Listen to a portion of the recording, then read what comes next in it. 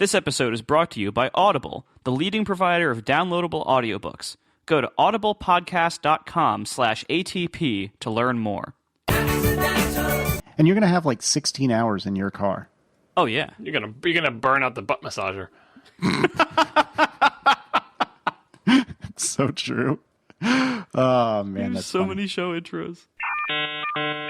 Should we tell the public when we're actually recording this so that if anything big happens next week that they know? Yeah, we probably should. So today it is June 21, which is a Friday. The longest day of the year. Is it really? By sun times, yes, it is the solstice. Ah, right. So we are recording today because John is traveling next week, and we didn't want to leave our beloved fans / listeners without an episode next week. So we're recording very early, and we'll release a week from today. So when Apple buys Nintendo on Monday, we won't know about it. Well, I thought the plan was you were going to buy Nintendo on Monday, then sell it to Apple, and then they would just shut it down and eat it alive. Is that not the plan? Not a bad idea. I mean, that would give us more to talk about at least. But then John wouldn't be able to talk about it. I would just call you and just talk alone without John. Oh my God, that would make him so angry. So, it would be so funny. I guess somebody bought Nintendo, huh? Anything to say about that? Nope, not really. Not really. Okay. I guess we'll move on. Let's talk about the Mac Pro some more. John, what would you do? I mean, honestly, you'd be so upset. I would think I would actually write a blog post about that. That's how momentous that would be. You'd be so angry it would drive you to write a blog post. No, I'd be so motivated. Yeah, there's so many things I want to write about, but it's like, nah, don't have time. Got to go back to fretting about my review. That's true. How's that going? I'm fretting about it. Yeah. Well, at least it's not July. Yeah, no, that's why I noted I didn't say I'm writing. Fretting about it is like a full-time activity.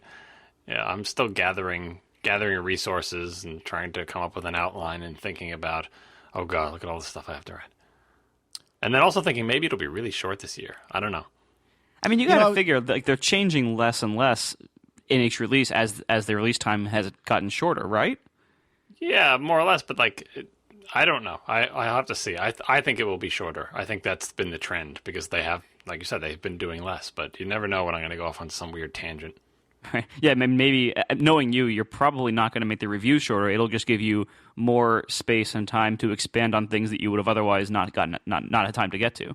Well, like the 10.6 review, I thought that was going to be super short because like Apple's coming out up front, 0 new features. Like, oh, this is going to be a short review, and it was shorter, but it wasn't as short as I thought it was going to be. wasn't it like a few thousand words less? It wasn't like a whole lot shorter. Yeah, and this one I think will be shorter still, but we'll see. I don't know. It's quantity is not the thing. Quality. I want it to be interesting and good, and so I'm going to concentrate on that, assuming I ever finish fretting and start writing. Fair enough. So speaking of shorter things, this might be a short episode because we have a laundry list of miscellaneous topics, but I don't know how much we'll actually get to. And now Casey, that I've come stated, on. Now that I've stated it's a shorter episode, we're going to go for 2 hours. So everyone, buckle up. This is anytime John and Dan would say, "Oh, this is going to be a short one of Hypercritical," I would always immediately take out my iPhone from walking the dog and just look at the timestamp and just see how much. And it's always like 110 minutes remaining or something like that. But we went through this, so my listeners did a good job and did like statistical regression analysis to see that me saying it was going to be a shorter show did not, in fact, make the show longer and actually made it slightly shorter. And I don't know enough about statistics to know whether, like, the statisticians argued amongst themselves whether it was significant or not, but there was no clear trend of the opposite. It just seems that way. It's like, it seems like it because it's the opposite of what you would expect and it stands out in your memory. But in reality, they were actually not way longer. I love that both your audience and you know that. That somebody actually went. That's awesome. Several people, yes. Someone put the link in the show notes about it.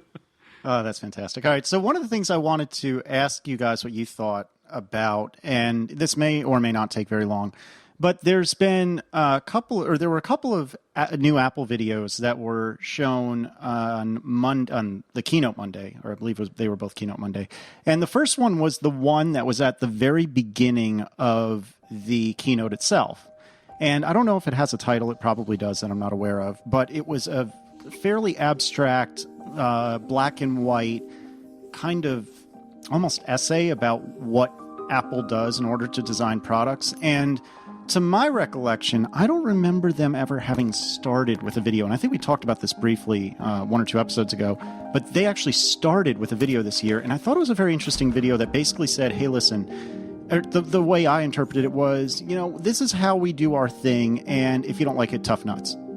And I was curious what you two had to say about that. They used to start with, the Mac PC ads. Remember when they started a couple keynotes with those? Didn't they start last year's keynote with the GarageBand thing? No. The guy walking in the woods who was blind using an iPhone. That wasn't the start. I mean, start okay. means like lights dim, everyone gets ready to hear something, and instead of a person walking out on stage, they just play a video. And I think the only other times they've done that are when they were showing ads, like the old Mac PC ads with Justin Long and Hodgman. Well, I mean, you can kind of argue that they're all ads. Right. No, I think but like television ads that were going to run on television, they would play that, or custom ones like where this was not going to actually run on television, but those characters come out. But the difference about this one is it wasn't fun, it wasn't supposed to be like funny, and it wasn't an advertisement using known properties or showing a product or something. It was more like a mission statement, kind of a statement of philosophy or whatever, and I thought, as I said, I think in the podcast we did right after the keynote, that was like, oh, okay, this is going to be something big. Like, like when a video begins with "in the course of human events," like like they're gonna, well, oh my God, Apple is start opening an Apple store on the moon, and they're whatever. Like, it's going to be something momentous or significant for the company, or maybe they were buying Nintendo. Like, you know what I mean? Like something at that level. And what followed in the keynote did not live up to that lofty goal. And so then, in hindsight, the video, which is beautifully produced and very interesting, and contains a lot of accurate content about how Apple sees itself and how we see Apple, comes off as pretentious because what they released was great and awesome, but that video should have been saved for when they do something more momentous. So you did or did not like it all time? I love the video. I thought it was beautiful. It was nicely done. Like, you understand what it's saying, but I feel like it was out of balance. It's like you can't start with that. And everyone's like, oh my God, what is it going to be? And what it is great, but not like, I don't know. I mean, maybe when could Apple have gotten away with that? They can get away with it at the original Mac intro and probably the iPhone intro. That's about it. You really think it was overblown? I didn't think it was overblown at all. Slightly. It was just slightly overblown. Not ridiculously overblown, but slightly. I don't know. I wouldn't say that either. I mean, and by the way, I should point out, the chat room is saying that last year, the Siri kind of comedy stand-up video, that was the intro last year, wasn't it? Yeah, because they did like a little GarageBand bit, like it was like a rim shot, drum roll. Yeah, it was like Siri's comedy act. Thanks for that. Right, I believe that was the intro, so I think they're right. Anyway, I don't think this year's intro video was overblown or overstating the case at all. I think, looking at the keynote, right afterwards, we were all excited, and as you said, we all thought it was pretty great. Now, with some time for it to sink in and get a little bit less shiny looking back on it, I still think it was awesome. I still think it was a really, really great keynote. It was one of the best ones we've had for years. I agree. And there was a lot. Not only was the energy really great, and the showmanship was really great, with the exception of that weird car demo. But besides that, everything was great. And then what they showed us was also pretty great. You had this revolutionary change in iOS. A nice update to OS 10 with mediocre scale improvements, but a nice update. But the big thing was iOS, and then like this surprise Mac Pro, which to most people doesn't matter, but to a few people, including the three of us, it's really interesting and extremely surprising. Plus, better MacBook Airs. I think it was a really good keynote. Yeah, but if you're going to explain your philosophy, that the products they introduced were not out of character for the company or shocking or going to knock the industry on its ear or anything like that. And so that's why it's out of balance a little bit like that. Maybe iOS 7 might. I think it would be better if that video was just on their website, it would be fine, but using it as a lead-in to introduce a bunch of products that more or less everybody expected and, that aren't that aren't like the original Mac or the iPhone, where it's just like nobody saw that coming and it was just out of left field and it far exceeds expectations. And I don't think it's crazily out of bounds. It's just a little bit out of bounds. And I do think the keynote was great. I think all the announcements was great. I think it was very impressive, again, except for the car thing. But, it's tough to pull that off, like, because you want all those things they said, you want to say those things, and it's difficult to say them without sounding a little bit full of yourself, because you're telling them why you're great, and you have to do it in a way that isn't insulting, and it's very difficult to pull that off. And I think the only way you can do, like, Think Different is kind of similar, where Think Different kind of pulled it off because there was no attachment. It wasn't lead into any sort of product. It was like pure, like, this is the philosophy of the company. And that didn't sound pretentious. That sounded foolhardy, perhaps, because, like, you almost went bankrupt. You've got nothing. What the hell do you think you're going to make? A Teal computer? So what, right? And in hindsight, it looks good, right? But here, I'm saying just in the context of using that as the lead-in, they didn't put anything in there that they needed that video. You could have, like the Johnny Ive videos where he tells you about their philosophy are more product focused and would match up better with a bunch of product announcements versus like the philosophical thing with something revolutionary that, if they're going to enter some new business or something, maybe I can see that. But anyway, I like the video. I watch it again. Every time I watch it, I'm impressed by whoever made this video did an awesome job. It's very clever and nice and tasteful. And I do like it. Well, wouldn't you also? I mean, the video also sets the stage for iOS 7 specifically. Like it's specifically about clearing away everything, starting over again, taking away what's unnecessary. Like, but they had their own iOS 7 intro video, which was also very good, but so much more product focused, and it kind of hit some of the same points. Right, but yeah, I think this that's was why like preparing. This was like laying the foundation for the iOS 7 video later on, for us to accept that the iOS 7 design decisions were correct and inevitable. Well, here's what I think that video was a lead-in for. I think it was lead-in for the Tim Cook era, where this is the first big party for Tim Cook's newly rearranged Apple and what they can do. And that, it wasn't stated as such, but in hindsight, it looks like if you had to say, what was that video about? Because it wasn't about a new Mac Pro, and I think it was kind of about iOS 7, but the iOS 7 video was more about that. It was more about, it's like Tim Cook's Think Different. Not really, but like, he's saying, here we are, this is the new Apple, the forestall-less Apple, I guess, the new Tim Cook Apple with something new showing that, we really can move on from all the things that Steve Jobs created just to do something great in his absence, something that he didn't foresee and didn't have a hand in. In hindsight, I think that's what that video will match up best with. See, and what I think what the video did for me was, Apple hadn't said anything since October, November, something like that. What was it? The iPad mini release? Is that right? Yeah, that was the last Apple event. Right. So this was, to me, it kind of set the stage for here's Apple. I know we haven't said anything for almost a year now, or 8 months, whatever the number was. Let's just remind everyone, this is how we roll and this is what we do. And we're going to keep that mindset while we show you all this cool crap, with the exception of the weird car demo. And I think it was a really nice way to set the stage. Was it overblown? I don't think it was, but I can see your point, John. But I think it was all about setting the stage for, this is Apple. We are Apple. This is what we care about. And if you don't like that, shove off. But this is how the next 2 hours are going to be. I don't know. That's what I thought. Okay, so what about, did you guys watch the video that they did not show during the keynote, which is called I don't know if it's called Making a Difference One App at a Time, but something like that, yeah. It was something like that. It was like an 8-minute video or something along those lines. I haven't even watched it. It's interminable. It's long. It's 10 minutes long, but it seems long. In TLDW? But it is, I watched the whole thing, but it is beautifully produced. It is nice. It's heartwarming.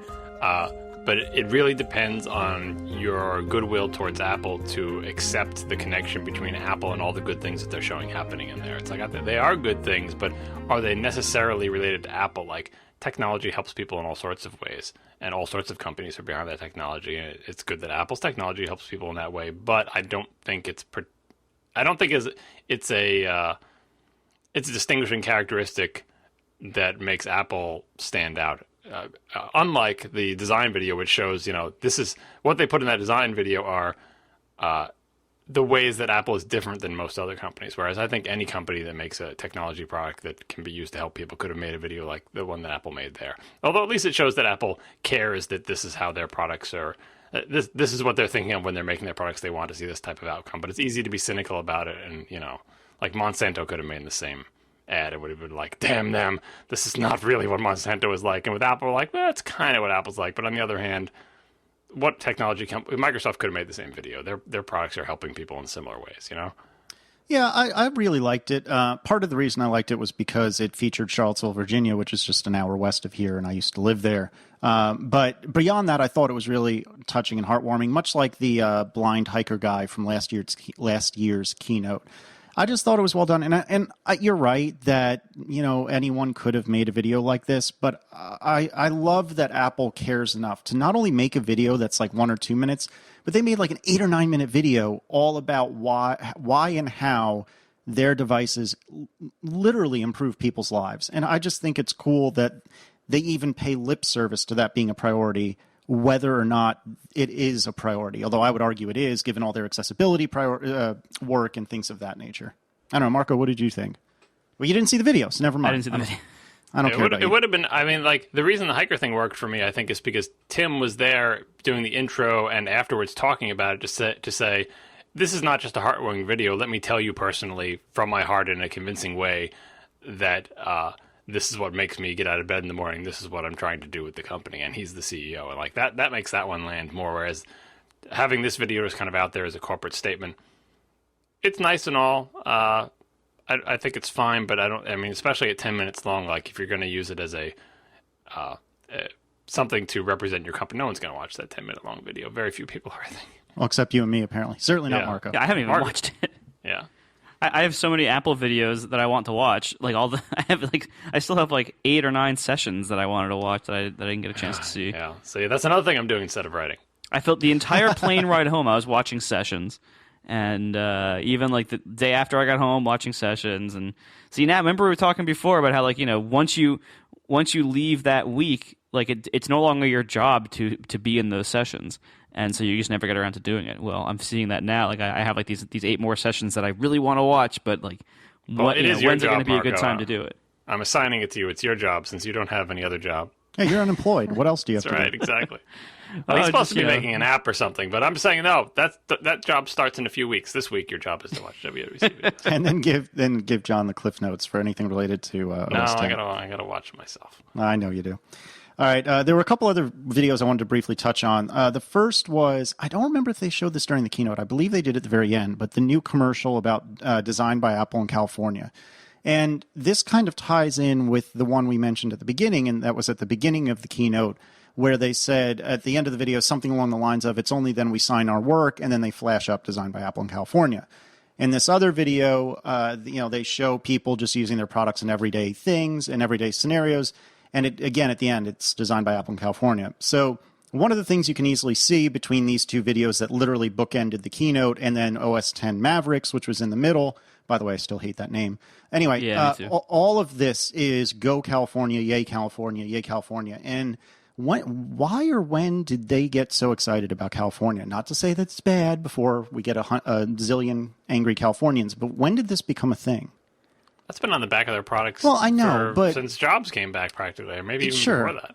But I mean, it seems like there's a new emphasis behind it, and I don't know what brought it's that less on. about California and more about made in the USA at this point. I think. I mean, the California pride has always been there, and you're right. That was a lot Jobs right there. But I think at this point, this is them saying, it kind of responding to all the Chinese worker controversy kind of things from the last year.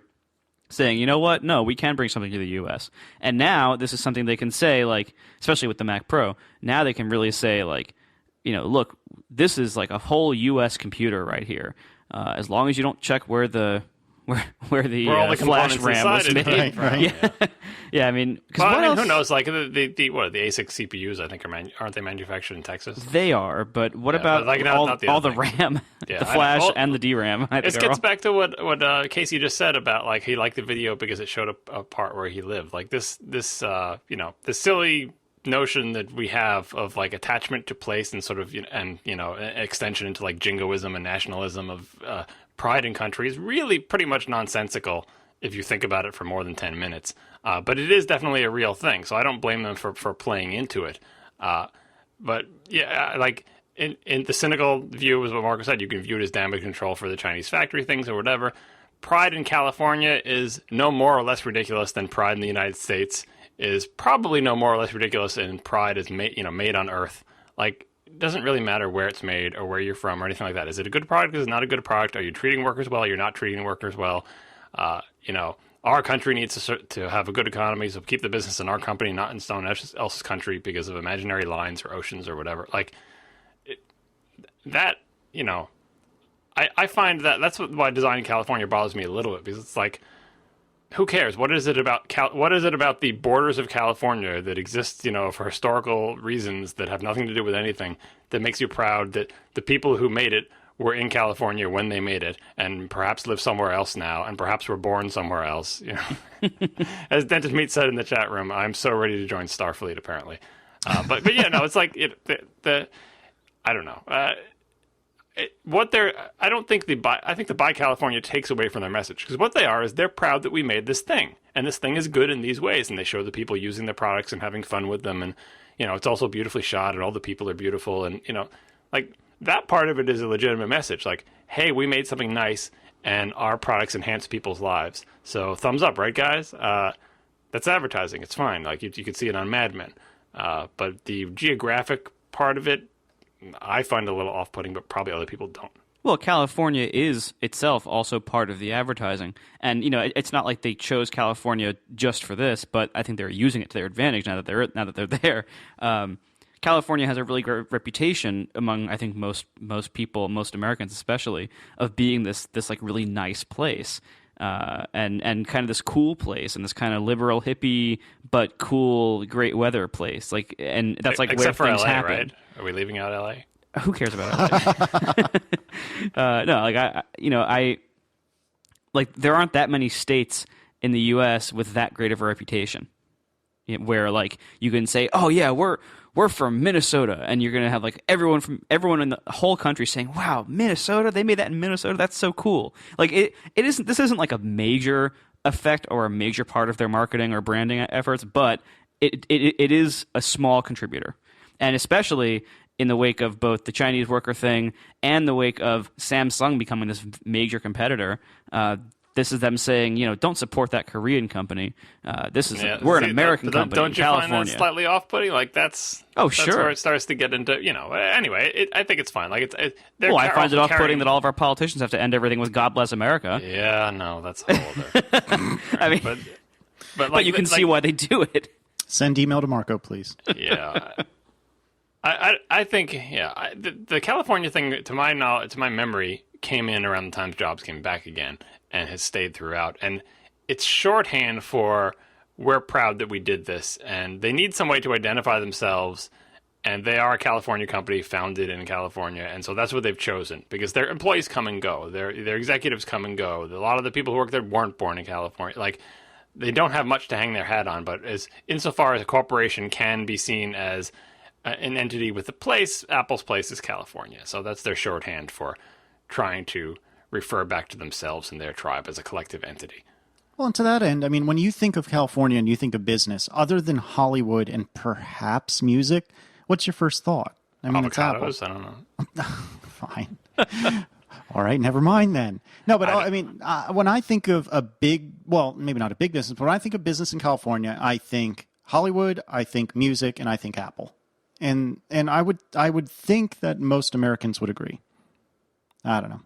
All right, there's one other video I wanted to ask you guys about, and then perhaps, Marco, you can tell me about something that's cool. But the other one I wanted to ask about is today, which, again, is quite a long time before most of you will actually hear this episode, the trailer for the Ashton Kutcher Steve Jobs movie came out. Did either of you see this 2-minute trailer? Please, no, Marco, tell me. I did watch it. I thought that maybe this is that other Steve Jobs movie, the good one, because didn't this show in a film festival and everyone panned it like a year ago? Well, like Panzerino, I think, said mixed about it. He said it was if memory serves, he said it was entertaining but not great. I never had high hopes for this movie, and the trailer did not change my mind about that. See, and I don't think I'll even bother watching it. So our friend Brad, John, you've never met him, but Marco and I and David Smith went and spent some time with Brad the Sunday before WWDC. He had commented on Twitter that the musical selections were just terrible. Or the musical editing was terrible, and I think he's right. But I actually didn't think the trailer was bad. I mean, it is clearly taking a lot of creative license with the actual reality of what happened. But I don't know. I thought it would be enjoyable. So here's the question, Casey. If you were tasked with making a parody of this trailer, how would you do it? I would have made the same trailer. That's awesome. That's what I'm saying. It is not like it is so overblown, and like ignore the fact that it's just like the people who made the movie clearly the people who made this movie do not and cannot understand what it was that was important about all these things that Apple did, which is fine, I guess, because if other people don't care, like, just treat it as fiction. But even within the realm of fiction, it's so overblown where everyone is just screaming and so emotional and dramatic about things, and they're saying nonsense the whole time, right? Because, again, people, they don't understand what was important about the Apple, what was important about the Mac, what was important about the iPhone. They have no idea, like no earthly clue. It's kind of like the Steve Jobs biography, but even more extreme. The Isaacson biography, where if you don't understand what was important about the original Mac, there's no way you can make a movie about it, right? Well, but that's not their goal. Is not to be accurate. Their goal is to be like good to watch, to be an interesting movie. It's like based on a true story, but it's not like, a retell. Like, because I think it's not so much. That's not the case in a lot of other movies. Like a lot of political dramas or things about important parts in American history, like the Lincoln movie, which I didn't see. I'm assuming that movie understood that what was important about the Civil War was keeping the Union together and slavery, and like the major issues were there and understood, right? But because it's about technology and it's not as important as those things that everyone can relate to, they don't know what was important about the Apple II. They're not quite sure, but they know it was important, and they know people got rich from it. And they know it has something to do with nerds and electricity, and so let's just go, you know what I mean? Whereas no one's like, something about slavery, but was slavery, I think slavery was bad, like, I don't remember, something about that. But anyway, that's not really important. We just want to show the dramatic scenes of Abraham. No, you have to understand what's behind it, otherwise you're not, you're making a movie loosely based on the Civil War and Abraham Lincoln, not really, so whatever. Like, I don't think this movie is going to make any waves. It will come and go, we will forget it mercifully. How about just a blanket rule that I'm just going to not even watch any trailers for any of these Steve Jobs various things. Just if anybody makes a good one, just let me know afterwards. Well, there's the Sorkin one. Isn't he doing one? Yes, he is. And he did. No, this is not that. He did the Facebook movie. How many of these things are there? No, this is the terrible one with Ashton Kutcher. Well, no. That's not fair. There was one made by Funny or Die that I wasn't dumb enough to watch in its entirety, and I want that hour back. Isn't that supposed to be a joke? Like it is, and it was so painfully bad. And the comedy of it is Justin Long is Steve Jobs. Justin Long, the I'm a Mac Justin Long, was Steve Jobs. And I should have known from the title, which I think was iJobs, that it was going to be friggin' terrible. And friggin' terrible doesn't begin to describe how bad that movie was. It's like an SNL skit that goes on for an hour. Yes, but during that terrible time in SNL when it was not even in the realm of funny. Oh, God. I feel like John Syracuse right now. I'm so fired up and angry about this. Well, anyway. Let's take a break from talking about terrible entertainment. Let's do that. To talk about good entertainment. This episode is sponsored by Audible. They're the leading provider of downloadable audiobooks. They have over 100,000 titles in virtually every genre. So if you want to listen to something, Audible has it. Listen to audiobooks anytime, anywhere. You can listen to them on iPhones, iPads, computers, Kindles, lots of things. Even the old iPods, they even work on those. They're offering ATP listeners a free audiobook along with a 30-day trial. Go to audiblepodcast.com/ATP to take advantage of the special offer. Get a free audiobook, free 30-day trial, audiblepodcast.com/ATP. Now, Audible likes if their hosts have something to recommend, a certain book. It helps, to get started, because then like, oh, hey, what do you want your free audiobook to be? So, do you guys have any great recommendations of great audiobooks you've heard recently? I have recommendations of books I've read. I've not heard them on audiobooks, but I'm work. confident that they are excellent. I have two. The first one, which everyone will judge me for, is the new Dan Brown book, which I believe is called Inferno. Judge. I know. So I actually quite like that one, but I'm a sucker for Dan Brown books. They're easy reads, they're exciting, and so I like that. The other one is a book that my wife recommended, which is called The Art of Racing in the Rain. And it was a little bit on the emotional side and a little less on the racing side, but there was enough racing to keep me excited and entertained. And I actually really like that one as well. So I would recommend both of those. That's so you. Yeah, I know. So right. here's what Audible is good for. I would never recommend someone read this recommendation I'm going to say, but on audio, this is the ideal place for it. So what I did when I was looking at this, I went to the Audible.com website and I searched for Stephen King, who's one of my favorite authors. Again, feel free to judge. And I got 145 results, which I guess doesn't surprise me because he's got a lot of books.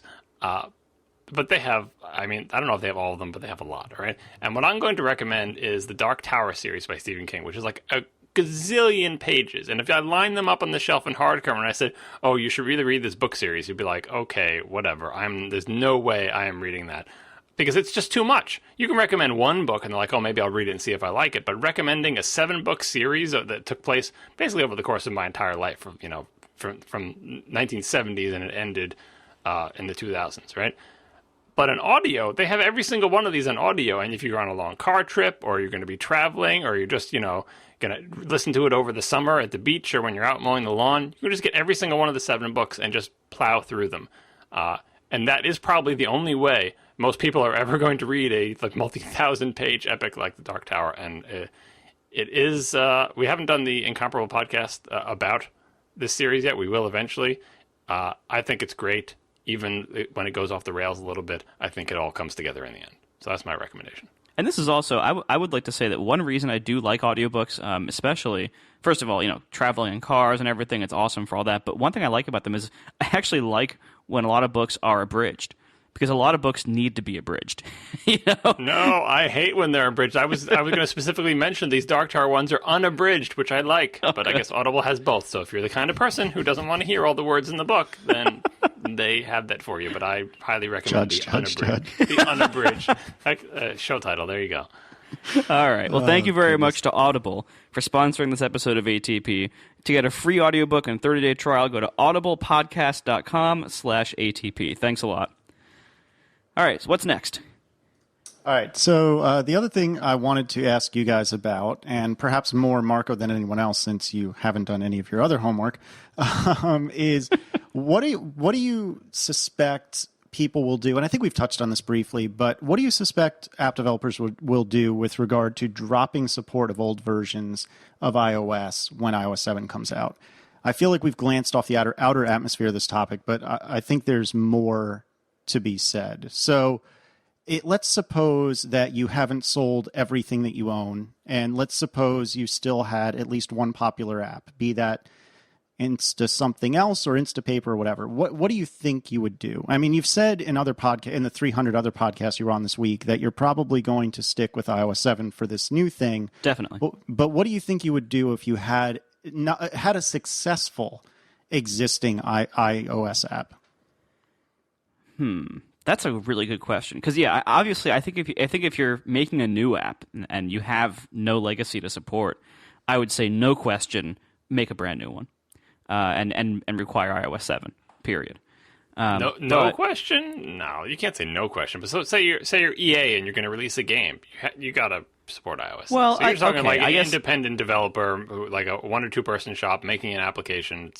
Yeah, then they should go iOS 7 only. And especially, I am also referring to applications where they aren't custom making most of their entire interface. Like, a game has usually an entirely custom interface that doesn't use any standard widgets or anything, at least in most cases. But even not a game. Like, if say Evernote didn't exist, but they formed a company 6 months ago and they're about to come out with their first product. It's going to be called Evernote. It's a note-taking type of thing.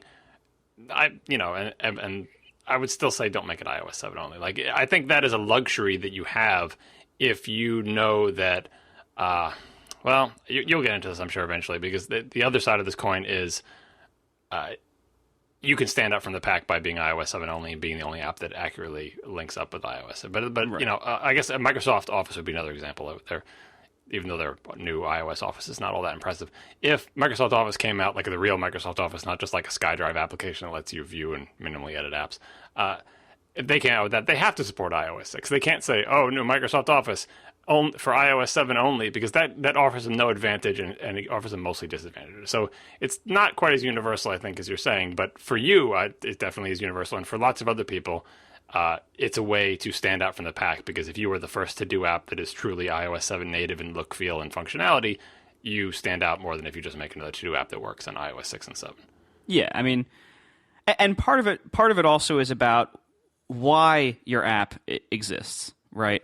If you are somebody like Evernote or like Instagram or Twitter, like a big web service where your primary business is not selling your app for a few bucks. Your primary business is this big web service, especially if it's something social where you need to have as many people as possible.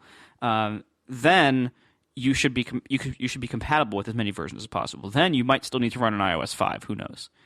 Probably not 5, but you at least couldn't go 7 only so soon, because that would really hurt your bottom line to lose all those like free users. Like that would hurt the bigger product too much probably for a while.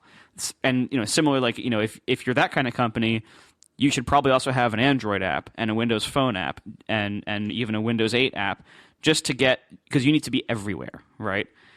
But that for most people, most iOS developers are in one of two situations. Either they're doing contract work for somebody else, which is, I would assume, based on just anecdotal evidence and talking to people everywhere, I would assume that contractors are probably the bulk of the people programming for iOS. I would, if not the majority, I bet they're a massive portion. Anyway, so if you're contracting for somebody else, you might not be able to make this choice, or at least not yet, or you might not be able to be that aggressive with it. So that'll just depend on your client and your business needs.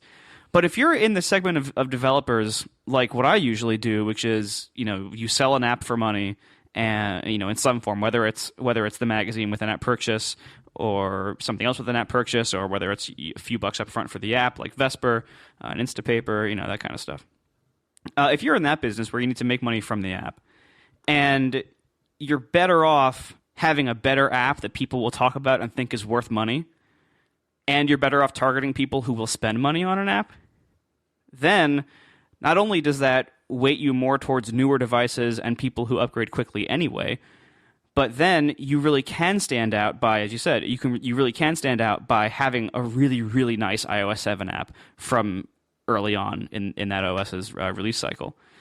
So if you're in that kind of situation, and obviously I think it's very important to recognize whether you are or not, but if you're in that kind of situation where you can benefit from having a really great app for the new OS and you're targeting people with money, then I think it's very safe to require it within about a month of the launch. I think one thing everyone can agree on, assuming Apple's numbers are accurate, and I have no reason to doubt them, is that it's probably safe for everyone if you're making a new application to drop iOS 5. Oh, yeah. Because 6, they are 93%. Like, it doesn't matter who you are, that's safe, right, at this point. Unless you're targeting the iPad, then it's a little bit less safe. Yeah, I guess if you have an app that's iPad only, yeah, and specifically targeted to people who are likely to have old iPads, but but 90, like, it's not going to get any safer than that. When are you going to have a higher number than that in adoption? As a lot of people were pointing out on Twitter today, or maybe it's just one person. I cannot keep track before I read these things. Like, iOS 7 probably won't be like that because iOS 6 stretched back pretty far, like a surprisingly far amount down to like lower, crappier devices, whereas iOS 7 draws the line a little bit closer up. And so we'll have to wait for those old devices to age out, and it will probably be a long, long time before iOS 7 or greater. That's not true. You don't think so? No. I'm thinking specifically of my cruddy iPod Touch that runs iOS 6 and totally shouldn't. The 3GS? No, I'm saying the 3GS is the other example, like that it could run iOS 6, but you know. But what does 7 go down to, though? It goes down to the iPhone 4. It supports everything that 6 does except the 3GS and that iPhone 4 Cord Touch. And like any iPod Touch except for the most recent. Right, yeah. The one that was based on the iPhone 4 internals. It does not support that one. But it supports all the recent ones, which is everything that's been for sale except for the cheapest one until 2 weeks ago. Well, the only iPod Touch it supports is the absolute most recent one. right? It doesn't support yes, any of but the that's a little bit distorted because they like skipped a year of the iPod Touch, which, as you know, maybe my view of things is maybe my view of things is also skewed because I'm an iPod Touch household. So it seems to me that's like it's like if they came out with Mavericks and the only Macs it ran on are like the absolute latest model that they're still currently selling in each product line, and you feel that way, but. We'll see. Well, like the proof is in the pudding. How well does it run is what really matters. Because, I wish I had not upgraded my old Touch to iOS 6 because it chugs, And so it can run it. And I was like initially happy that it was supported, and I guess I probably still am because there are probably a lot of apps that are iOS 6 only. At least I can run them, but it is not happy at all. Yeah. So yeah, I think 7 cuts off about the same number of people probably as 6 did, and I don't. If you're not an iPod Touch user. Well, but if you're an iPad user, it cuts off nothing. So, maybe that balances out. Anyway, I'm not that worried about cutting off new devices for 7 because I don't think it's substantially different than every other OS release in that regard. So, yeah, I don't know. And I think we are going to see some people holding back because they don't like the changes. Just like some people held back because of they heard about maps or whatever on 6. Or their jailbreaks don't work until a certain date afterwards, or something like that. That's all. Those are all going to be like small slices, and they're all going to add up to something significant. But they're all going to deteriorate over time. Like once there's a jailbreak out for 7, if there isn't already, there might already be one. But once there's a jailbreak out, then one of those big slices goes away. Once there's and to various degrees of tethering for the jailbreak, then everything all changes. Once most people get a little more comfortable with the idea of how it looks, then another slice starts falling away. Once a new device comes out that replaces something that was old and unsupported, like maybe when the next generation of iPod Touch comes out, possibly this fall, who knows, maybe then some of the old iPod Touch users who can't run the new one, maybe they upgrade, and so then that slice falls away. So, and that's always what happens with every release. There's always these segments of people who either can't or won't run the new OS for a limited amount of time until either they change devices, their old device dies, or some condition changes that was holding them back. So the way you're talking, it almost sounds like if you still had Instapaper, you would make it iOS 7. Well, no, Instapaper still doesn't require iOS 6. Instapaper, I was set on requiring 5 for a while. I forget when I started requiring 5, but it was before 6 was out, but not by that much. I think a few months before 6 came out. And with the magazine, I was able to require 6 because I just didn't care and I wanted all the new stuff. And I wanted to use Avenir next without having to pay for it for iOS 5. But again, I think. There's a few different factors here, right? Obviously, if you don't need tons and tons of people necessarily, if you just need good app sales, that's different. If Instapaper was a brand new app being released today, I would probably today I'd require 6, but I don't know. I think if it already required 6, and therefore if it had already cut off all the iPad 1 people, then I wouldn't have that much of a problem requiring 7 within about 2 months of 7's release. But you also have to consider that the fallback or the I can't think of the word I'm looking for, but in order to support both iOS 7 and iOS 6, it stands to reason it's a lot more challenging than simultaneously supporting 6 and 5. You know what I mean? So in other words, not necessarily. It really depends, right? The magazine supports 7 with a very, very small code change. It's literally just like it's hidden under the status bar accidentally, so you got to change that. That's it. That's a very small change, and you can conditionally do that. If I'm running on 7, do this. Otherwise, do this. If there's few enough of those conditions, that's manageable. I think the big problem with trying to support 7 and 6 at the same time isn't necessarily the code complexity, because you can make that work. For the most part, you can deal with that. The big problem is by not fully adopting 7's new interface stuff, your app will look old and feel old. That's the big problem. It's not about code. Well, it would be about code if you actually need to rewrite. If you write 2 separate interfaces, then it is about code. Please don't do that. But if it's if it's just about, we have to work on both, then what you're going to have is an iOS 6 app that happens to be compatible with 7, and it's going to look and feel like an iOS 6 app for the most part. You'll get like the new bar styles once you compile it for 7 and stuff, but you won't have any of the new navigation stuff, and it'll be a lot harder for you to add that in to an existing code base that has to also run on 6 all the time. There's a potential pitfall in this, though, in that you could also end up with, to use an OS 10 analogy, an application with full of drawers. Do you remember? Maybe that was before your time. Do you remember the drawers in OS 10? Yeah, that was one very heavily of the, used in like the 10.3 days. It was like one of their flagpole UI elements. They said, "Here's Mac OS 10, and it's got a thing called Sheets that come down from the window." That was a new element. It's got this thing called the dock. That's new. It's also got this thing called drawers. And the Mail application, Apple's Mail application, originally featured a drawer, and everybody said, "Oh, I'm going to have these drawers in my application." So any kind of application that would today have a sidebar ended up with a drawer.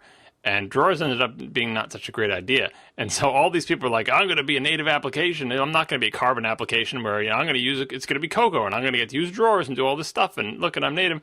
And then everyone's like, "Yeah, no, not so much on that drawer thing." And then you're stuck with an application with drawers, and you go, "Oh, I got to change this to a sidebar." So we don't know what is the equivalent of drawers, if anything. Maybe there's no equivalent of drawer in iOS 7. Oh, I would say Dynamics. There might be. Yeah, there might be something in there that's like that seems like a good idea, and everyone jumps in the bandwagon and says, "Oh, look at this, I'm native, I'm a real iOS 7 application," and then everyone goes, "Ooh, actually not so great," and then you're forced to rewrite parts of your UI because that entire interface element or some aspect of it falls out of favor or is determined to not be a good idea. Not that argues against doing it. You really should go whole hog into iOS 7 because someone's got to find out if there are any drawers, to continue to torture this analogy, lurking, and the only way you're going to find out is if people make real applications using the system that Apple has devised, and we'll find out what works and what doesn't, right? Yeah, I think if I were to wager a guess, I think what'll happen is a lot of these big apps, say like Evernote, maybe that's a little too big, but take Instapaper, for example. Maybe they'll try to dance we'll still look like iOS 6 for the most part. We're not going to look like the fancy new iOS 7 thing. And I don't think that's going to work for very long. I think that even your average customer is going to say, "Why does this look so old? Why doesn't it look better?" And I suspect that people will hedge in the direction of not requiring iOS 7. And then, Marco, I think you'll end up right, that people will quickly end up requiring it after just a couple months. And also, it's going to take a little while for developers to realize what they should do under iOS 7. This is why, I've said, as soon as we get beta 2, which actually might be before this podcast is released, but as soon as we get beta 2, I'm installing it on my main phone because I need to start learning it. And I have it on this 4S, but I hardly ever use the 4S for anything because it has no data plans. It's basically an iPod Touch, but I have an iPhone, so it's never in my pocket. I'm never using it. I need to immerse myself in iOS 7 as a user so I can start to understand how my apps should be, and it's going to take developers a while to get into that, I think. Do the 4S and the 5 have the same size SIM? I don't remember. I'm not sure. I guess I could pop it over if they do. But that's what I was going to say. Is if it were me, I don't have a. But it's so chunky 4S. and the screen's so short. Oh, it's so the short screen is the one that's going to kill you. But I still like the 4 design better than the 5 design in terms of an object. But yeah, the short screen, you're like, if you can't go back once you get the taller one. It's going to be the same way when the iPhone Plus comes out. By the way, the chat is correcting us that actually no, they're not the same SIM size. Oh, then you won't have to suffer through the small screen then. Damn. Keep in mind that my carry phone is a 4S, you spoiled jerks. That's all right. Someday you'll probably upgrade this fall, right? Because are you on a 2-year cycle? Yeah, so yes, sir. It'll be fine. All right. We have a second sponsor this week. This is a new sponsor. It's called Transporter. And you might have heard about this from other tech podcasts because they're sponsoring all of my favorite shows, so you probably have heard of them already, but we're going to tell you about them anyway. This is Transporter. So here's the idea. Sharing the occasional photo, movie, or document online is simple enough, but trying to share and protect entire collections of files is far from simple. There are solutions out there to do this, but most of them are cloud solutions. They require either recurring fees or a lack of privacy or just a lot of complexity. Transporter is special. It's your own private shared drive that you own and control, but it's available from all your devices and can even share folders with other transporters you choose anywhere around the world. So it's basically it's like a hard drive enclosure with special software on it and a network port. And so all your data is stored directly on the transporter's hard drive.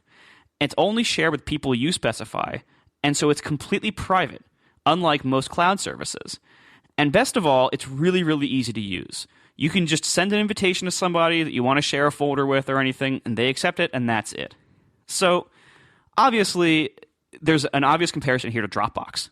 And what I love about Transporter is that they are not afraid for us to talk about Dropbox. They aren't afraid to themselves talk about Dropbox and how they compare, because obviously one question is, why not just use Dropbox? They attack this question head on because they are confident in their product to say there actually are a lot of advantages here. So one of the biggest advantages is that you own and control the hardware. And that gives you a level of control and privacy that you really can't get with most other services, including Dropbox. And anytime data is transmitted, you can you can have two transporters that share a folder. So then the files will sync every time you modify something. Or you can have a transporter at home and be somewhere like on your iPad or your laptop and pull files off of it using one of their apps. What's great about this is that the file never passes through transporter servers, and all data along the way is encrypted end to end. And only you have the key, and it's only stored locally in those app storage. So it's never transmitted over the internet. Nobody at Transporter, nobody on their servers has access to the data. Nobody has the keys over there. Their staff can't read your data. If they get some kind of weird government request, they can't do anything because they can't read the data. It's really great end-to-end encryption. So it's a level of privacy and control that a lot of businesses need and a lot of people feel safe having. So Transporter is sold in 3 different configurations. You can get one empty for $200. $199. So okay, $200. It can use any 2.5-inch hard drive, so you can supply your own drive, and you can also upgrade these later. Or you can get a 1 terabyte model for $299, or a 2 terabyte model for $399. Anyway, to learn more, go to filetransporter.com/ATP, and they have a special deal for all of you wonderful listeners. If you buy them from their online company store at filetransporterstore.com, you can use the coupon code ATP, all lowercase, after you select the model that you want to buy, and you get 10% off. And this is pretty good. 10% off the 2 terabyte model is $40. So that's a lot of money off. So go to filetransporter.com/ATP to learn more about this cool thing. Or you want to buy one directly with our coupon code, go to filetransporterstore.com and use coupon code ATP. Thanks a lot for the Transporter. Yeah, I should say that they sent. Apparently, I'm their favorite because they sent me a demo unit to play with, and I have never really played with network attached storage before, and this thing was set up pretty much immediately, and it is basically private Dropbox in the best possible way. It really is pretty nice, and I believe, aren't they coming out with a new version of their software? Or am I making that Yes, up? there's a 2.0 version. It might be out by the time this podcast airs. I spoke with them today, and they think it might be. They're very they're storage people, so they're very conservative with what they release. They want to make sure it's stable and everything like that. So there's going to be this big 2.0 version that makes the software even better and gives you a lot of the conveniences that the Dropbox integrated software does with things like Finder integration and things like that. Also worth pointing out is that these capacities, to get 2 terabytes on Dropbox, you're going to end up paying quite a lot. And because this is all your local storage, they can give this to you, and there's no recurring fee for the service. You buy the enclosure, and then just the price of the enclosure covers lifetime service from their servers to do like the relaying and coordination of the handshaking and the DNS stuff for your app to be able to find your transporter and everything. So there's no monthly fees. You just buy the enclosure up front and you're set. So anyway, yeah, really great it's product. Really nice. It really is.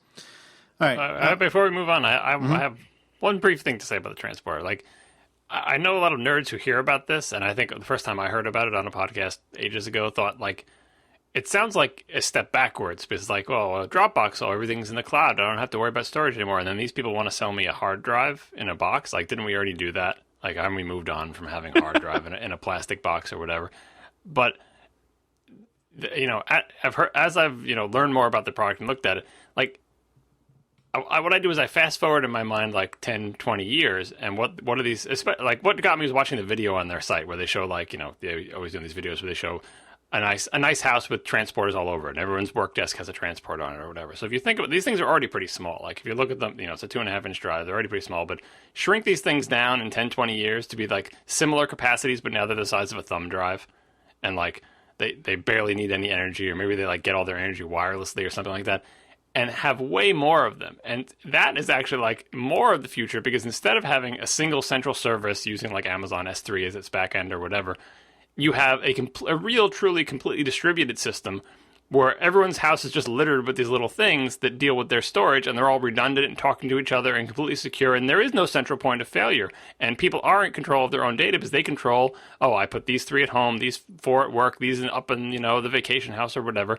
And your own data, you get all the benefits of a cloud where you can get at it anywhere and it's redundant, and you don't have to be like, my power went out of my house, but I still have access to my work transporter and it's synced with my home one or whatever.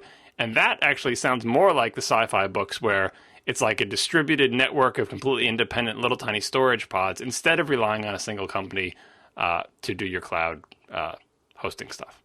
Oh, yeah. And plus, like, you get one of these at home, one of these at work. That's going to be way cheaper than having 2 terabytes of S3 storage that you have to pay for every month.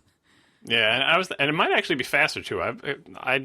Dropbox occasionally gives me data rates that I know are not anywhere close to maxing out my FiOS connection. And, I don't know if they're throttling it or if S3 is cranky or if I'm talking to a server in Seattle and it's far away from me and it's a lot of hops. But I'm like, even just like waiting for these, the audio files to upload to you, they're not going at the speed of my upload connection. Whereas if we both had transporters, like the only thing would, would be stopping that's actually would just be our internet that's a great example, because that's one of the problems I have with a lot of online backup services and things like that, is that like I have this awesome fat FiOS connection, and a lot of services can't accept my files fast enough.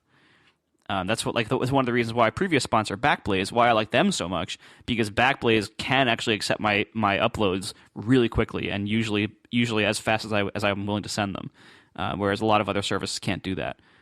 But yeah, this is even better. This is just going direct from your pipe at home to wherever you're requesting it from. Anyway, moving on. Thanks to the transporter.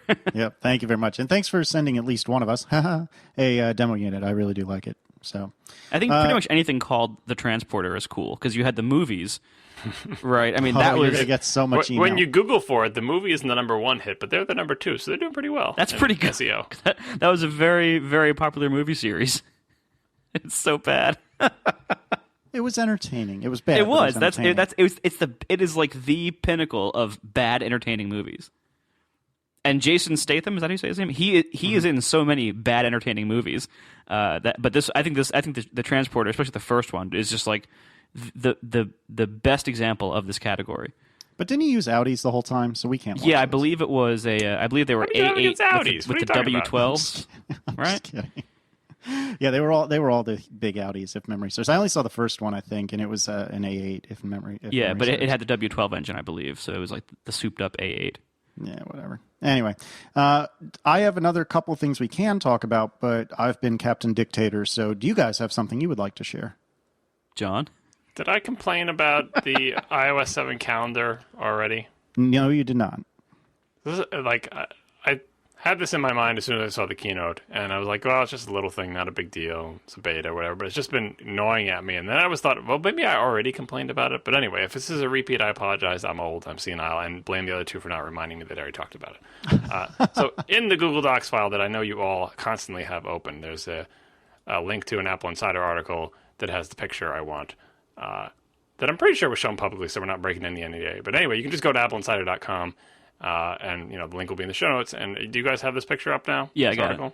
Took me a while to figure out how to click a link from Google Docs. Yeah, or you can just Marco can just pull up his iOS 7 device and look at the calendar, right? But look at the middle picture of the calendar showing the month view. I think I complained about it on Twitter. Maybe that's what I'm remembering. Do you see that? The month view? Mm-hmm.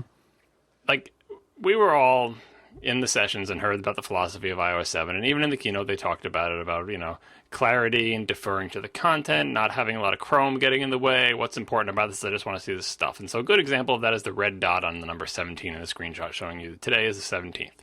You look at the screen, you can immediately find what day today is. It's not like a subtle gray highlight or a little tiny underline. It's like, boom, red circle, today is the 17th, right? Not a lot of vertical lines, separating anything, and it's like very clean. The numbers are laid out there. But to me, and this happens to me in lots of calendar apps on the Mac, in menu bar icons anywhere, the most important thing, especially in stupid Outlook for the Mac, the most important thing for me to know is, what the hell month am I looking at? That's really important to me. Like, oh, don't you know what the current month is? If you see the current date, don't you always know what the current... No, I don't always know what the current month is, especially when it's around month boundaries or have we crossed over and stuff. And if you're paging through and you're not on the page with today, what month am I looking at? That is super important. That is like the most important piece of content on this page, with the possible exception of what today's date is. But even today's date is meaningless if you don't know what month it is. And look how they treat the month in the month view on the calendar. Do you see where it is in the screenshot? Yes, I'm looking at the old calendar app on my phone next to this to see for comparison. And yeah, like the old one, I don't know if it's better or worse the same, but all I know the old one, it's like there's like a second title bar below the main bar, and it just says in big bold letters, June 2013, right in the middle. And this one says Jun. It does not say June. It has the 3-letter abbreviation. And it's like, of all the content on this page, it should be just gigantic and bold and not abbreviated, right? And well, also, it's going to change positions as you flip through the months of where yes, it is. because it's like, I was asking people on Twitter, why in the world? Like, this is so in conflict with their stated philosophy. Like, I think they even brought this up when they're talking about the philosophy, like, defer to the content. The content is king. We really just want to see, people just want to see their content. And the photos, like, look, we want to see your photos. And here, I want to see what the friggin' month is. Like, oh, well, that's not so important. We're going to abbreviate it because it's more important for us to attach it right above the number 1 in the month. And you're right that it will, not only is it small, not only is it not emphasized, like it's even less distinct than the back button, for crying out loud, it's going to move on every single page, because if the first day is a Friday or Thursday or Wednesday, it's going to move around and continue to be abbreviated. And that, I mean, it's, so what? They made one choice that is counter to what they're doing, and I thought it wouldn't bother me. It's like, yeah, they made a bad decision in one application. Those guys will fix it. I mean, the Notes app could be argued is even worse with the weird letterpress style and the inset shadows and stuff or whatever. But like, what big deal? Nobody's perfect. They have a philosophy. They're saying, this is what our philosophy is. This is our ideal. Okay, we failed to achieve it. But as time has passed, it continues to just stick in my craw that I'm just like, having them up there showing this application and saying those words. Like, you'd want to hide this one. You'd want to be like, oh, don't look at that one. But that one we know doesn't conform to our philosophy. Don't show it and say, isn't this beautiful? Isn't this nice? No, it's not. It says Jun. It does not say June. It's bothering me more and more. And so I know everyone is talking about the icons on the home screen, and are they going to change those? Oh, don't worry. It's just a beta. They'll have plenty of time to refine them. This is what I'm looking at. Yeah. Well, anyway, this is what I'm looking at it as my bellwether, because this doesn't require you redrawing a whole bunch of icons. This just requires someone to go, you know what?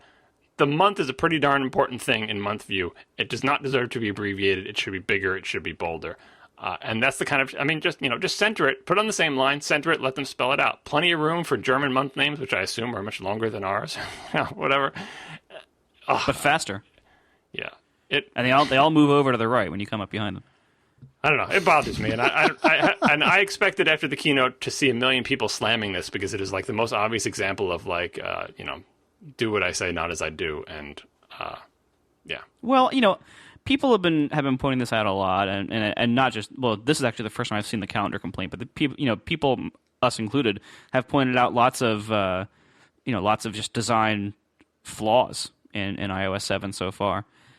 And I think it's important to consider that, similar to how Apple, the company, they always look out for, people think, oh, they do everything, whatever's best for users. But that's not quite true. They do what's best for Apple first, and then secondarily what's best for users. And if those priorities are ever challenged, what's best for Apple always wins.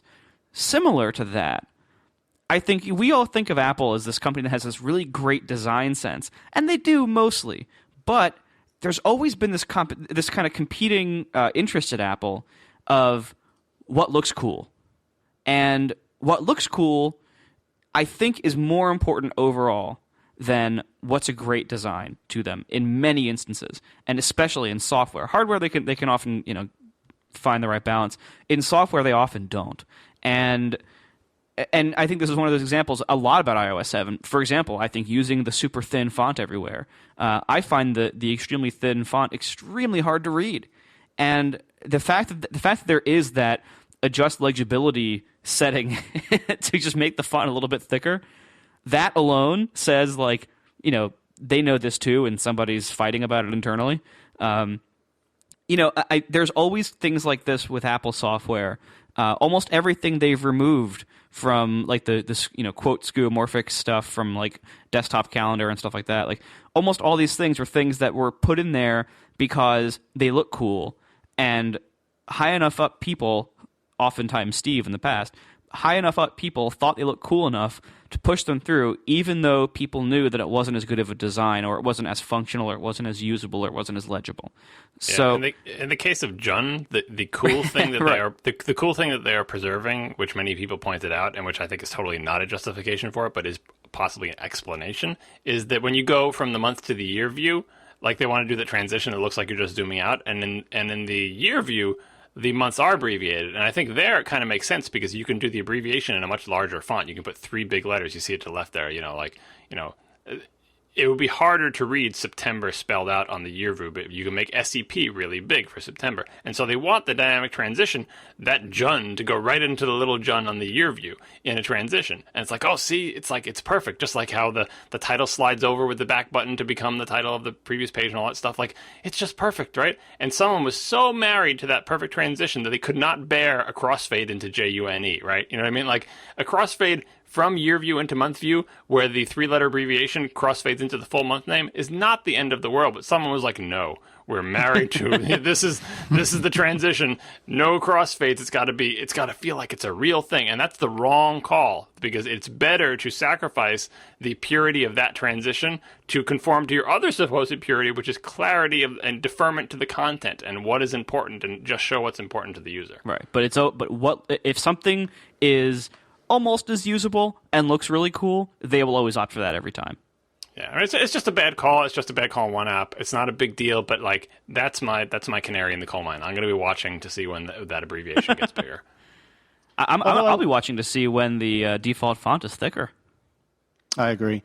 But to go back to the calendar, I do think it was very cool, and John, you touched on this briefly, the way the transitions worked. And I don't have an iOS 7 device here, but my memory tells me that when you went from the day view to the month view, you kind of zoomed out and back towards your face. If that's a terrible description, but you kept zooming outwards. Yeah. And like you said, John, you went from the month view and then you zoomed out to the year view. And then the way the transition for the home screen is, when you hit the home screen from the year view, or when you hit the home button from the year view, you would kind of zoom out again into Springboard. And I just thought that was really well done and really cool.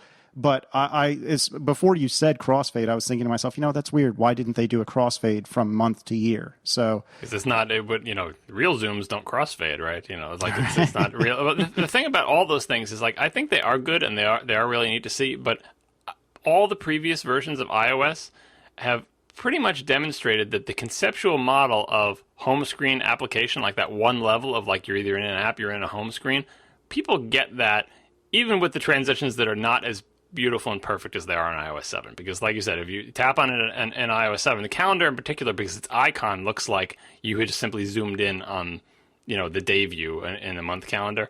And it's just all like, oh, I'm just pushing back, zooming in, and just one smooth, continuous experience.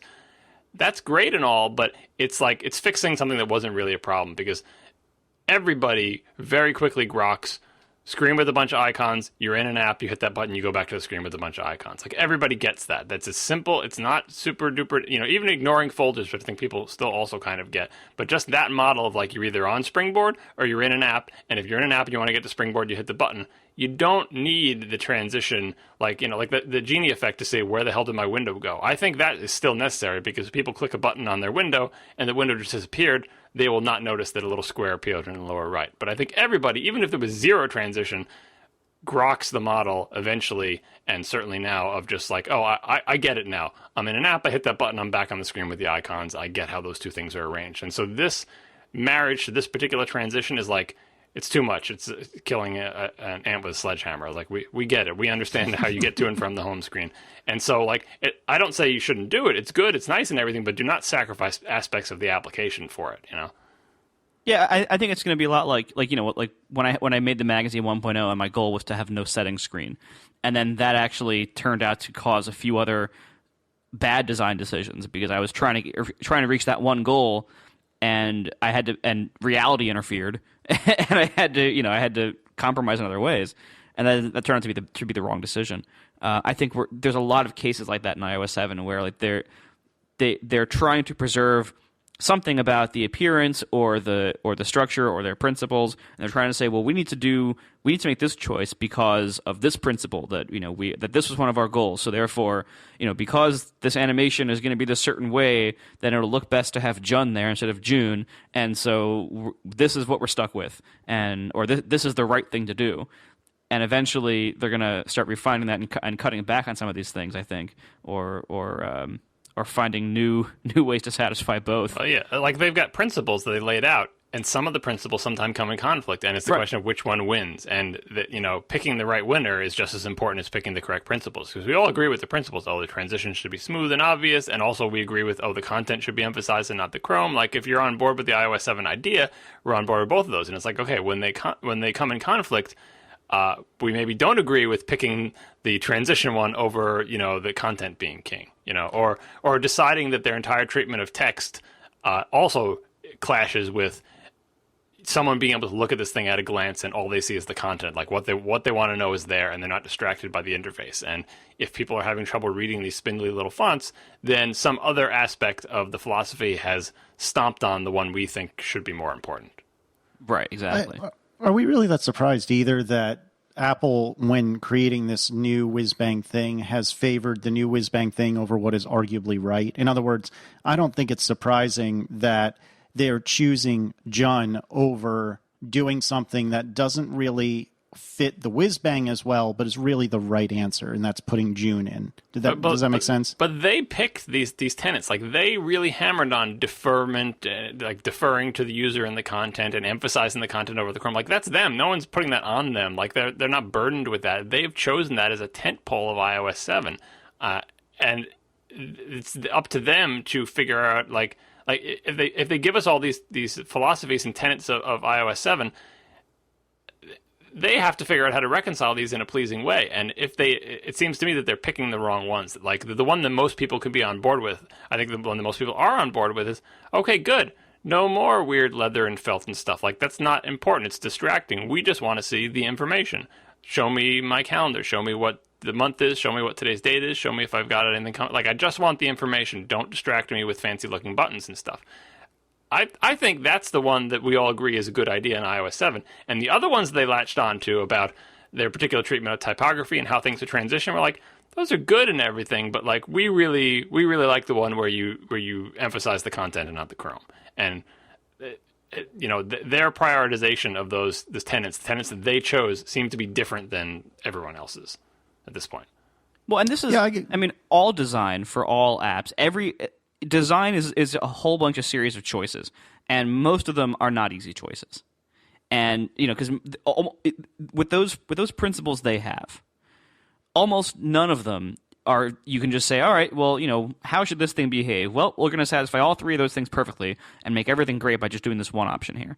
Like, every time you're designing something, developing something, you're always having to compromise on those things, and good design is about figuring out the right compromises, because there's always going to be lots of conflicting rules and principles and factors and everything like that.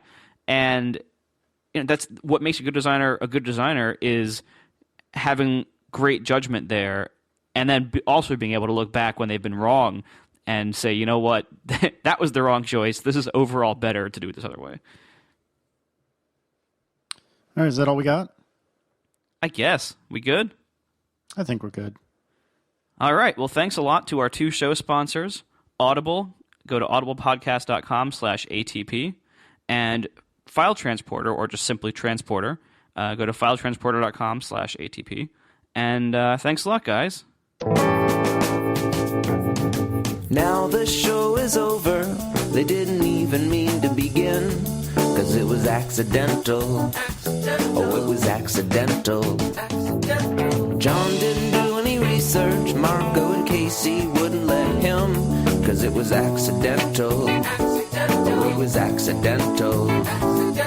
And you can find the show notes at atp.fm. And if you're into Twitter, you can follow them at CASEYL. ISS, so that's Casey Liss, MARCOARMENT, Marco Arment, SIRAC, USA, Syracuse, it's accidental.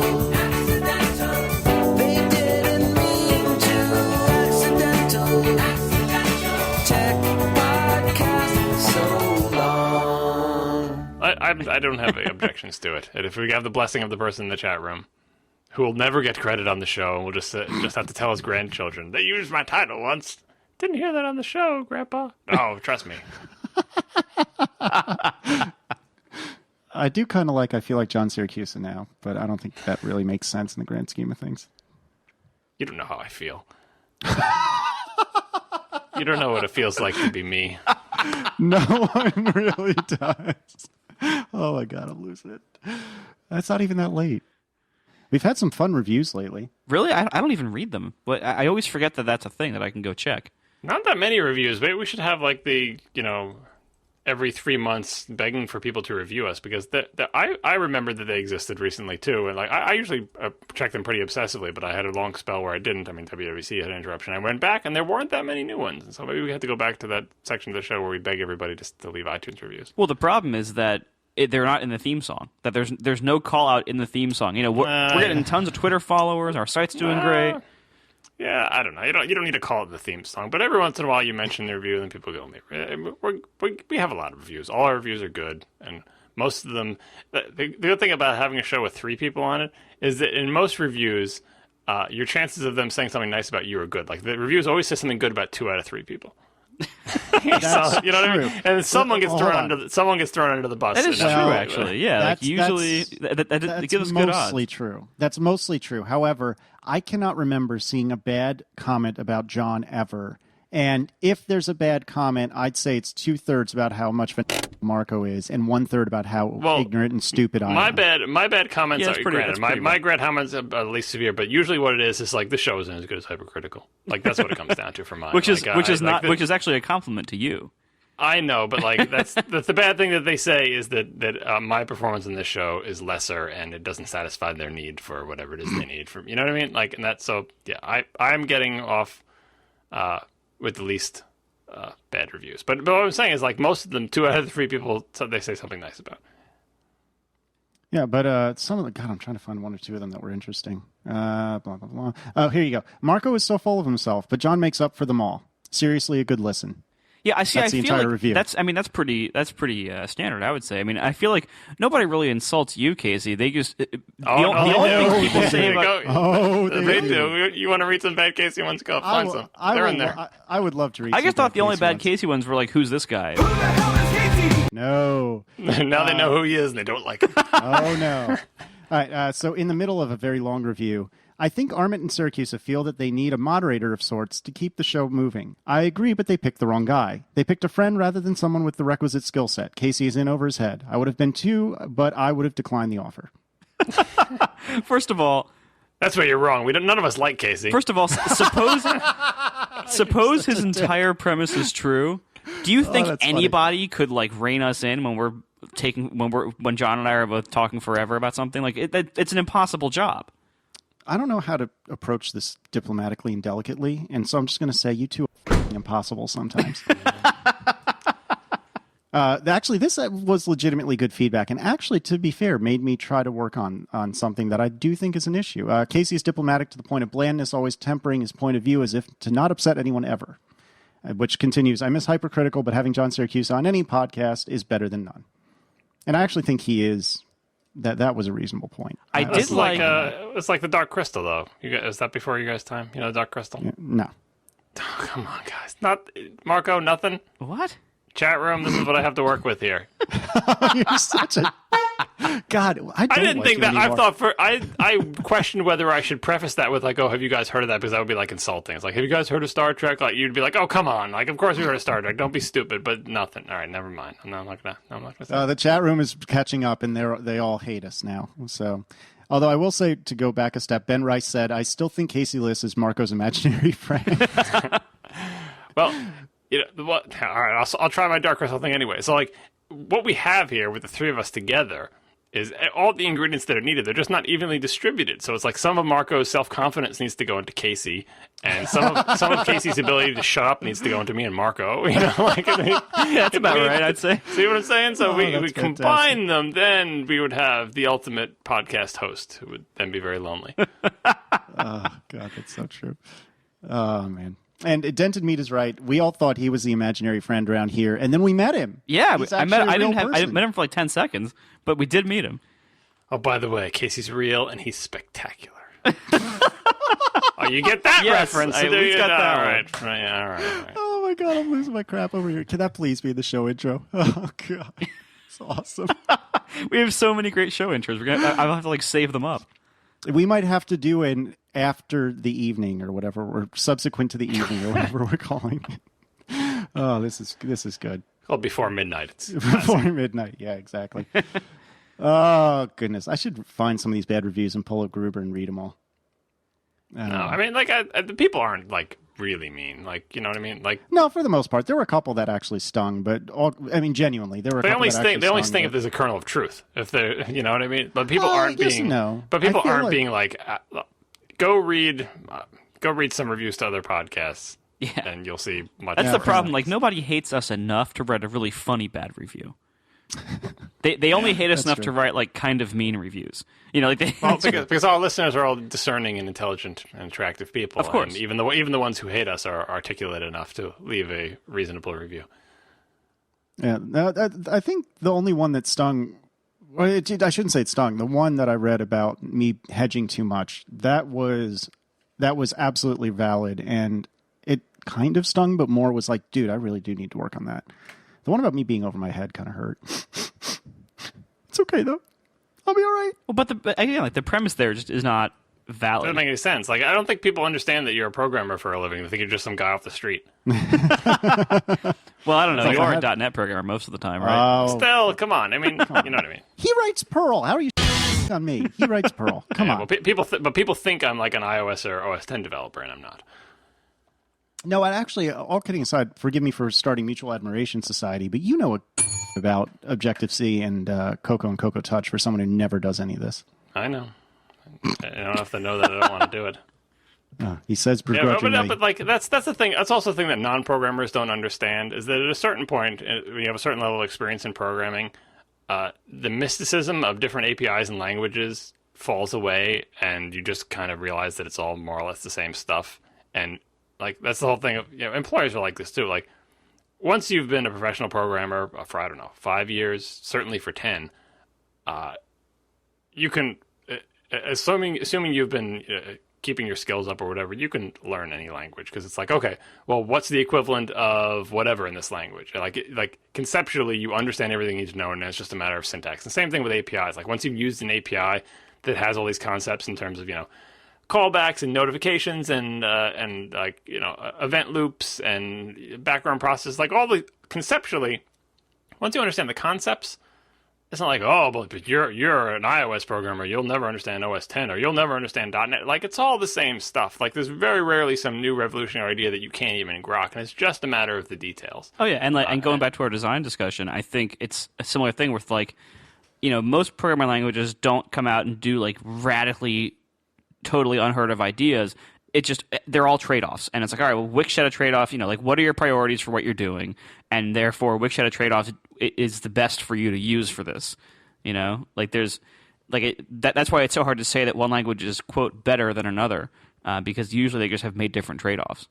Yeah, and I think there is a thing where if someone just uses one language forever and that language doesn't have like anonymous functions or closures or currying or pick your whatever feature, then you won't have seen that concept. And if some other language is heavily based on it, you will not grok it, and you will have to first grok that concept. But that's why I was saying, like, if you've been in the industry for a long time and use lots of different languages, eventually, you didn't spend your entire time in C. Eventually, you run across a language that has these features, or even if you're just in a language that never had lexical scope and you don't understand how that works or why it might be useful. Like, but I feel like just especially in today's development of like the web, where you encounter like 7 languages running one application, you get all the concepts or whatever. So then, but I think for non-programmers listening, they will assign you an expertise in a particular realm and decide that you can't possibly have any intelligent comment on the other realm. So because Casey's a .NET programmer, like, what could he possibly have intelligent to say about OS 10? Well, it's like, it's not as if, oh, that's totally foreign, I can't possibly understand what's going on there. Like, it's a GUI API is a GUI API, right? Talking to a database from programming language is talking to a database. Have you used an ORM before? Well, we have ORMs here too. It's all the same stuff. As long as we can all agree that PHP does suck. Yes, well, we do. Everyone agrees. No one disagrees. There is no better or worse language except PHP, which is worse. Are you feeling okay? Well, Look, I still use it because again, there's trade-offs, right? There's joke languages that are worse, right? there's like brain, right? That's worse, right? there is levels to go down farther, but yeah, at a certain point. I mean, arguably PHP is kind of a joke language. Actually, here's an interesting question, which maybe we should save for a show. Which is a worse language, PHP or JavaScript? Oh, PHP, no contest. Come on. Really? I think that might require some thought. JavaScript just has so much fewer moving parts. So even if you think all those parts in JavaScript are worse than the parts in PHP, PHP has so many freaking parts. Well, JavaScript has browsers, I don't know. I think the language. We're just talking about the language. The language. No, we're talking about if you're talking about moving parts, we're talking about in practice here. No, I mean like the language. Ultimately, like think of the size of the API. There's PHP is just but think about how much in JavaScript is just not accessible from the API.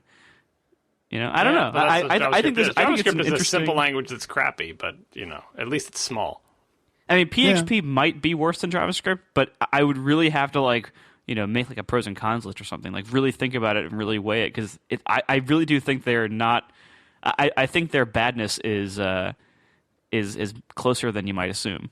Well, it's the same thing with the PHP discussion we had way back when. It's like I'm talking about just the language and the abstract, like in terms of here are the keywords, here's the syntax, here's the concepts it embodies, and not any of the practical concerns. Once you throw the practical concerns into it, so other things come in. Because like JavaScript as a language is better than PHP as a language, but you may say developing a real application in JavaScript is worse because of variances in browsers, whereas PHP is always the same or whatever. Then you can make different arguments. But when I'm talking about the language, I'm always talking about the language in the abstract. Like you're a language designer, you want to make a thing that executes. There are no real world concerns at all. You're just designing a language the same way you would design a written language. Here's the syntax, here are the nouns and verbs, and here's how it's structured, and the whole 9 yards. I want to piddle with some of the server side. Piddle? Like screw around with. All right, you can piddle on it too if you want, whatever. You're so hypercritical. This is a whole other man. show. It really is. You know what? We should just bank this for the next time one of us isn't around. But anyway, I want to screw around with like Node.js or one of the new hotness. Node.js is so 2 years ago. Come on. Whatever. I live in the .NET world. Isn't the Windows Azure thing? Isn't that Node on the server? I think it is. I believe right? that's right. Yeah, I think so. It's certainly interesting. There's whatever I see about Node.js, it looks like it's probably really interesting right now. But when you're like programming something and you don't want to spend a ton of time like on the nuts and bolts of it, you don't really want interesting. You want something that was interesting 5 years ago. And so I think like Node.js, like whatever project I start 5 years from now, I'll probably use it then. Well, here's the ideal project with something like Node if you want to experiment. It would be something like Matt and Reese's like tweet marker type service where conceptually, again, there's not a lot of moving parts. Like you're going to be storing an offset or a position for people in some sort of server backend. And what your server software has to do is like basically accept a request, maybe with some minor authentication, and then like get and store a number for somebody. You know what I mean? It's not going to. You're not going to hit a problem where like, oh crap, like the icons library sucks for this. Right. So then you can write that in Node and be like, my first Node application. Like it's one step above writing an Echo server, but you get all the advantages that are supposedly in Node. You can see, okay, does this scale really awesomely? Is this super easy to deploy and I can run it everywhere? And you can really torture test it and say like, all right, I could have written this in anything because the amount of code, it's like 3 pages of code for the server part of it, not the storage part, not all the other stuff, just for the web app part. And that's a perfect opportunity to try out something new because you're like, if it doesn't work, I'll just rewrite it in, pick your favorite language and it won't be a big deal. But if it does work, maybe I'll get all these advantages that everyone says about Node.